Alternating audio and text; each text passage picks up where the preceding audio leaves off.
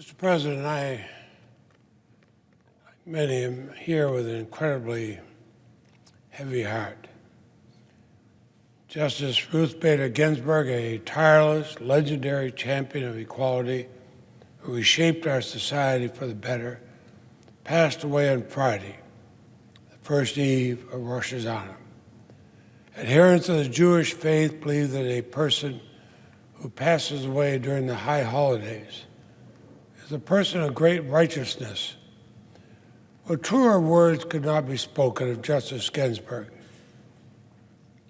Standing at just over 5 feet tall, she is a giant among us, a moral beacon whose life and legacy have inspired millions of Americans to do their part to bring about a more perfect and just union.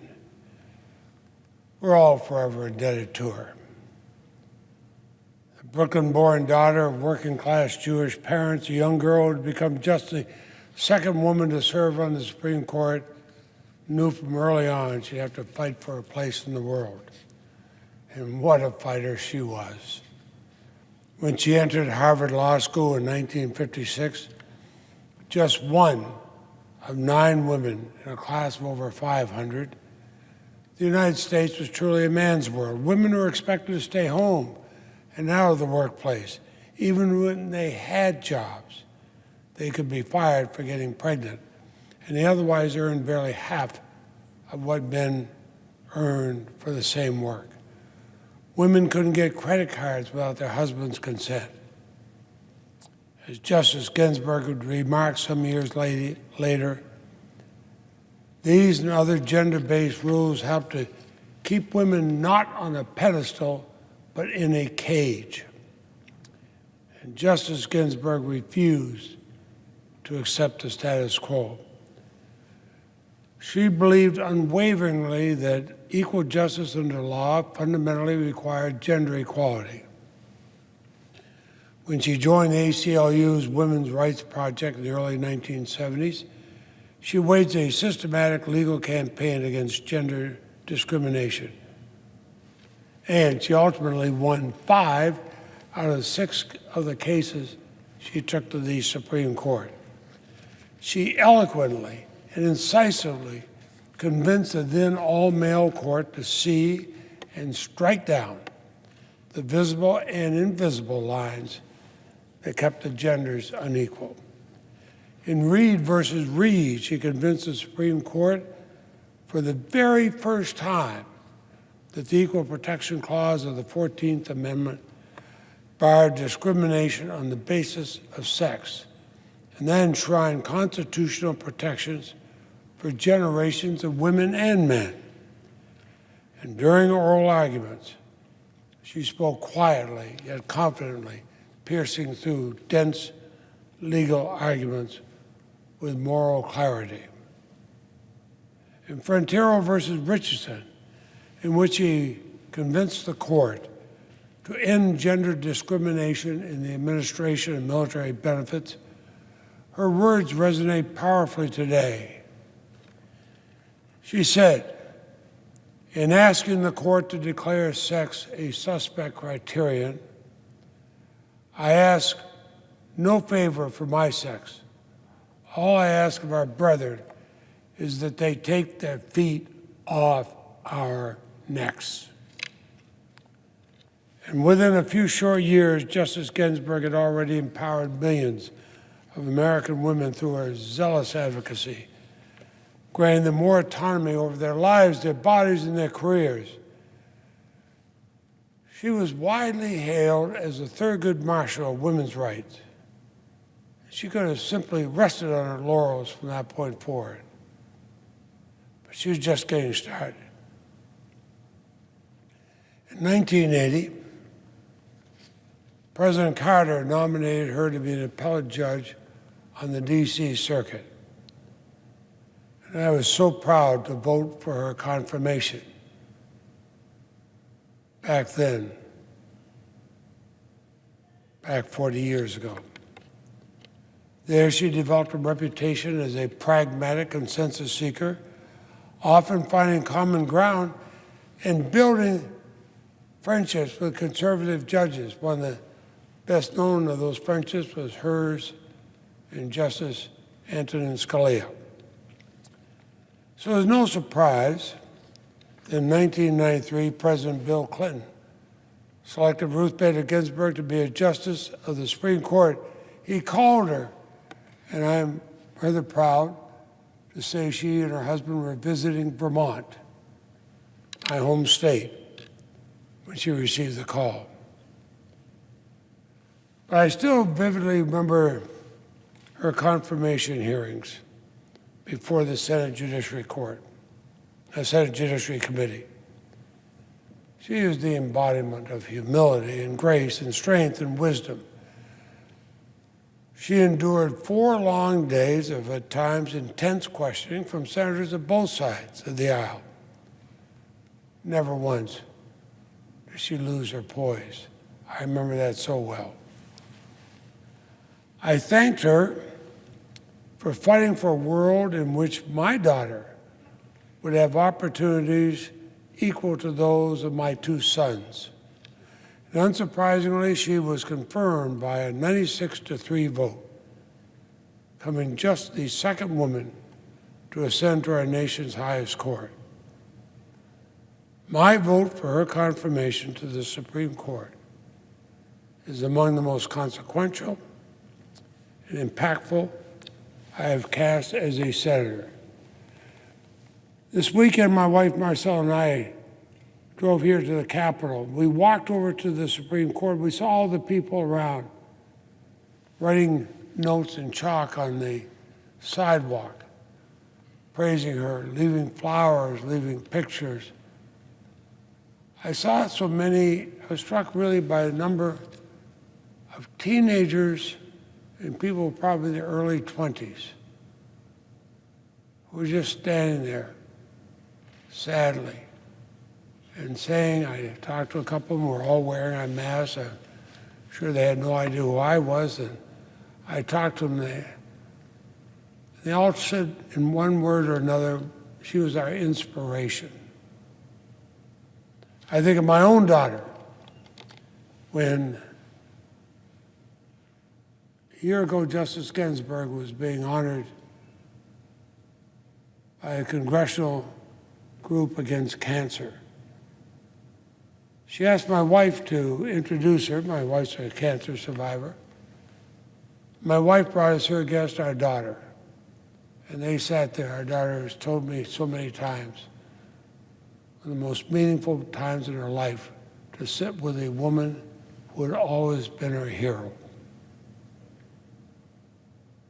Marcel and I just stood there in silence and thought of the memories of the times we'd been with her, of what she has done for this country.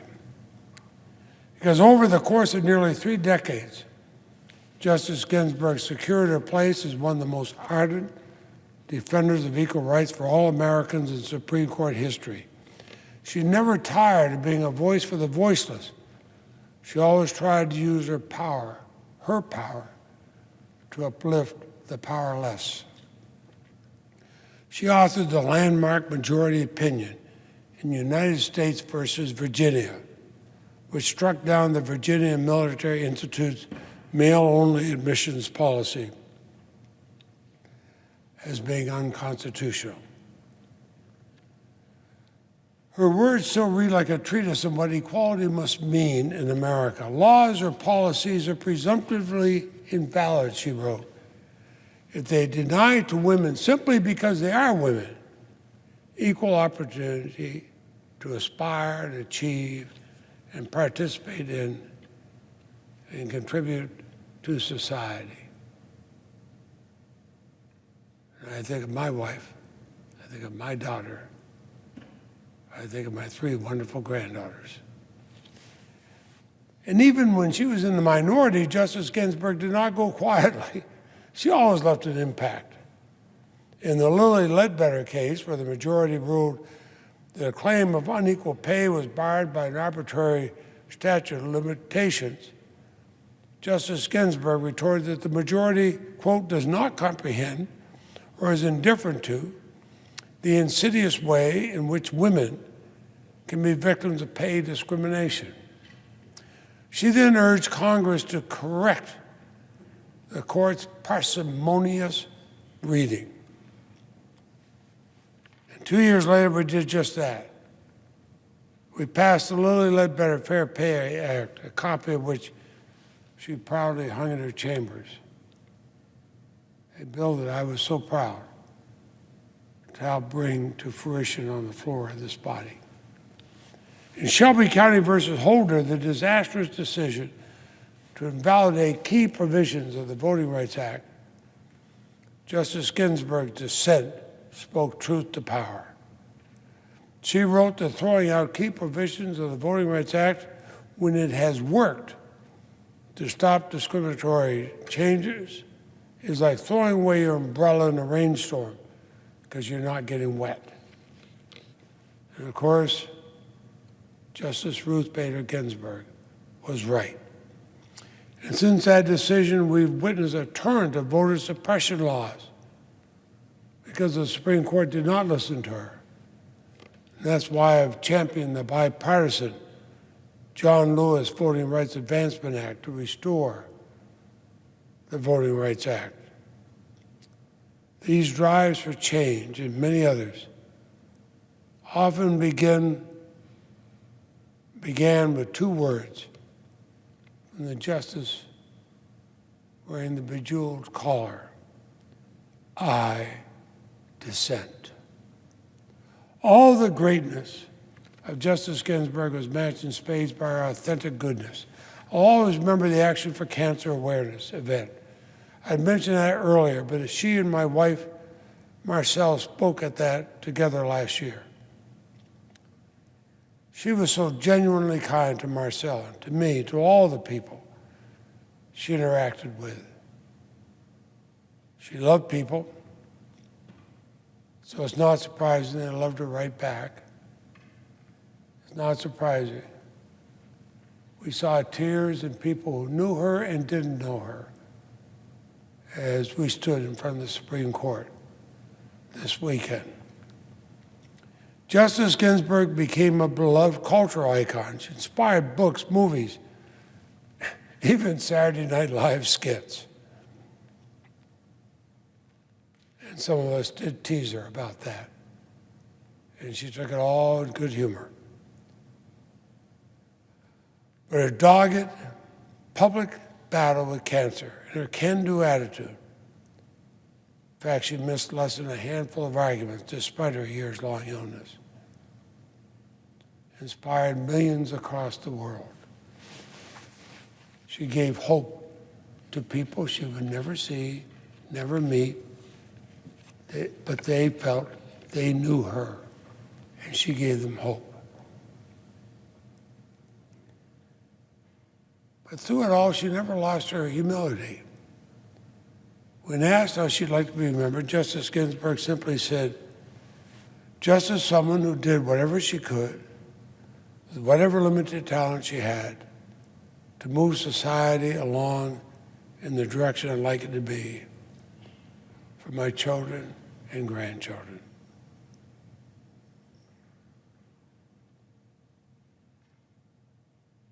I'm proud to stand on the floor of the United States Senate as dean of this body. But I can say with certainty that she's going to be remembered for that and for so much more. She'll be remembered long after any of us are. This incredible life and legacy should be the only story of today. But sadly, that's not the case. Instead of simply celebrating her life and her many contributions to our society, President Trump and our majority leader force our attention to turn to her vacancy on the court. This days before she's even laid to rest. In fact, immediately after news of her passing, Senator McConnell announced he would rush to replace her on the court. Even as her family are standing there mourning her, he made that announcement. He tossed aside all precedents and principles. He declared his intent to to ram through a nominee no matter the cost. Despite all of Senator McConnell's talk and promises 4 years ago that when a vacancy arises 269 days before a presidential election, the American people should have a voice in deciding which president fills that vacancy. That's what he said when President Obama was the president. We've got to wait 269 days to see who wins the presidential election. But today, the majority leader is doing everything he can to deny the American people a voice. And this time with just 42 days, not 269 days, but 42 days remain before the presidential election. And seeking a fig leaf of institutional cover, today the leader is trying to conjure up yet another rule that essentially there was an unspoken exception to everything he promised in 2016. I guess I didn't hear that unspoken exception. And apparently the American people do not get a voice when the White House and Senate are under the control of the same party. Pay no attention to the fact that this contradicts everything Leader McConnell and many other Republicans claimed to believe ad nauseum for 10 months in 2016. But even this desperate hair-splitting falls flat on its face. If the majority leader's 2016 rule to let the American people decide only applies when there is a divided government, then the unprecedented 10-month blockade of Merrick Garland contradicted the confirmation of Justice Kennedy, nominated by a Republican president and confirmed by a Democratic Senate during election year in 1988. And I was one of the Democrats who voted for this Republican nominee, as did virtually every other Democrat. The majority leader's abrupt about-face is not about following precedent. It certainly isn't about principle. The blatant hypocrisy, the belief that norms and principles apply only to the other party or only apply when nothing is at stake, is a result of something even more insidious. It is the direct result of the president and the majority leader wanting to bend the course to their will no matter the cost. Right? No matter the cost for the Senate. And certainly, no matter the cost for all our courts across the country. I have much more to say about this. Make no mistake, the actions we're taking during these waning days of the Trump administration will forever stain or redeem this institution in which we proudly serve, depending upon whether we go along with this or not. The 100 members of this body represent 313 million Americans. We are entrusted to act in their best interests. And through our actions in the weeks ahead, we risk forever eroding the Americans' people's trust and faith in our independent judiciary. And our actions will have a lasting impact, for good or for ill, on every American's most basic rights. Rights of equality and fairness that Justice Ginsburg spent a lifetime securing. We all know what we should do. We all know how we can make the United States Senate be as it should be the conscience of the nation.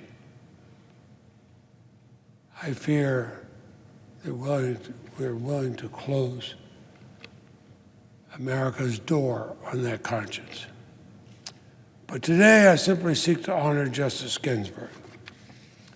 She dedicated her life to the causes of equality and justice and made both a reality for millions of Americans. She's left us a rich legacy to cherish, more importantly to carry forward. We'll be forever in her debt. A generation Actually, I saw standing at the steps of the Supreme Court more than a generation of women and all Americans have been inspired by her leadership and courage. Generations to come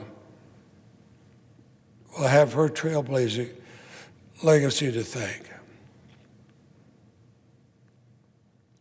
Let's honor her memory by following her example, by recommitting ourselves to pursuing a more perfect union, not just for the few. No, not just for the few, but for all Americans.